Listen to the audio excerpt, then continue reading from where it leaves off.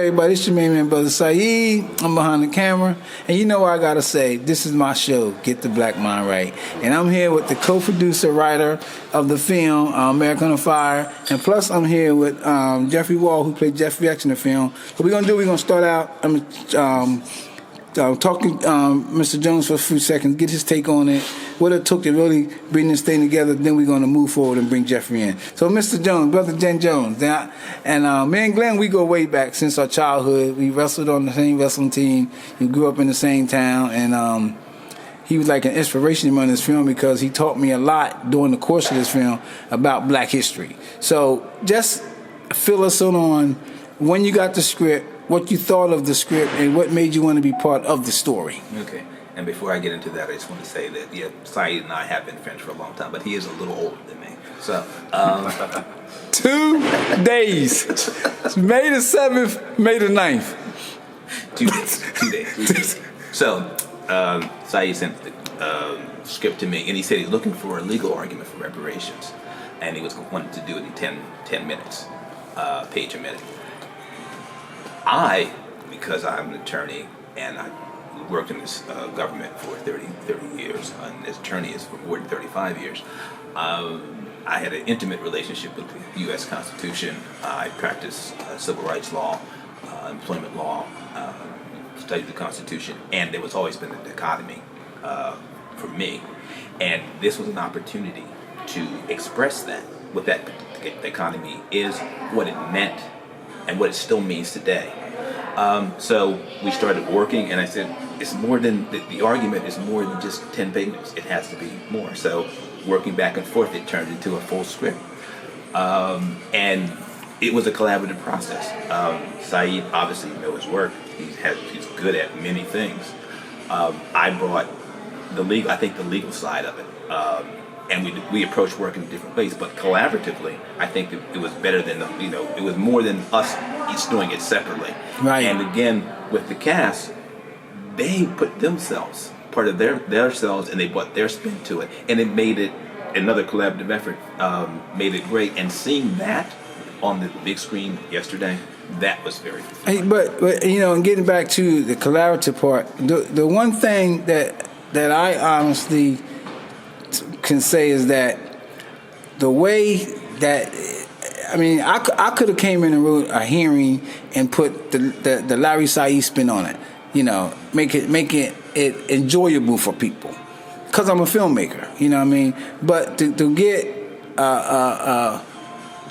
guidance from someone that's been in the courtroom, that understands the courtroom, and it's not just the film; it's the dialogue, it's how it was written, and it's how the actors presented it. That's what made your part of this whole project interesting, because like I said, I'm a filmmaker, and I wouldn't have got that deep with it. But so you took it to like that level where people, when they sit, they say, "Whoa, this a hearing?" If they didn't know it wasn't a hearing, if they didn't know it was a film, they might think it was a hearing. And so when you said, "Okay, I'm going to write this hearing," how deep did you go into to get that, to bring that out on paper? Well, how deep? Well, honestly, the thoughts, the rationale, it really has to do with self-identity, and you have to have a good concept of yourself to operate in this world, particularly as a black man. And you have to deal with situations every day. You have to understand there is a duplicity. You have to understand that there are good people, there are bad people, but there's a system in place that is acting upon you, and it's not acting upon you for a positive reason. And there are people in part of that system. Everyone's involved in that system. Some intentional, some unintentional. And you have to learn how to navigate. And you can't navigate it until you identify it, until you understand it. So how deep did I go? As deep as I have, as deep as I've experienced. You talk about different scenes. When you talk about the Irish Catholic, I've had people walk up to me and tell me that the Irish people tell me that their relatives were indentured servants. They were like slaves. And look, I go, and I don't even get involved, but it's just like, no, they weren't. And this is the response. No, there is a difference. You could own land. Your contract, your indentured servitude ended. You didn't pass it on to your children. They didn't come in and they couldn't rape and without consequence. So A lot of these are conversations that I've had, situations I've been in, and again, it was a way to kind of bring that out. Well, let me say this, and I want you to chime on it. Then I'm gonna bring Jeff in. Why do everybody try to associate their issues with the Black American issue when it comes to, slavery, unjust in the courtroom, and these type of things? And we tell them all the time, what y'all go through is nowhere near what we go through as Black people. So why do you think people do that? Because, again, it goes back at the heart of this. We're talking about duplicity. There has to be a justification. If you look at history, in the role of Africans in history, until the 1400s,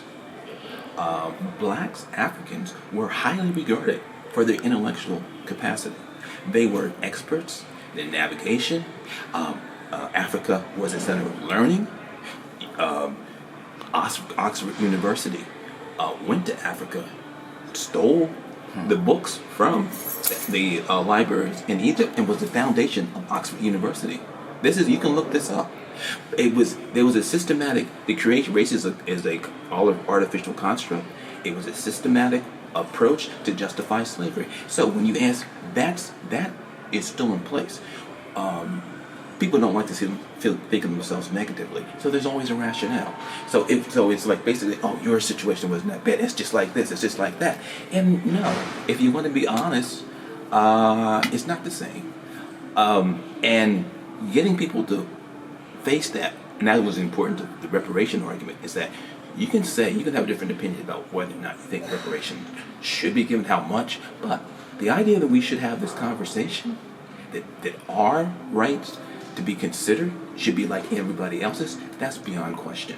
And in this society, many people, Black, white, they don't want to accept that. They don't want to talk about it. And until we can get that conversation out, it's going to continue.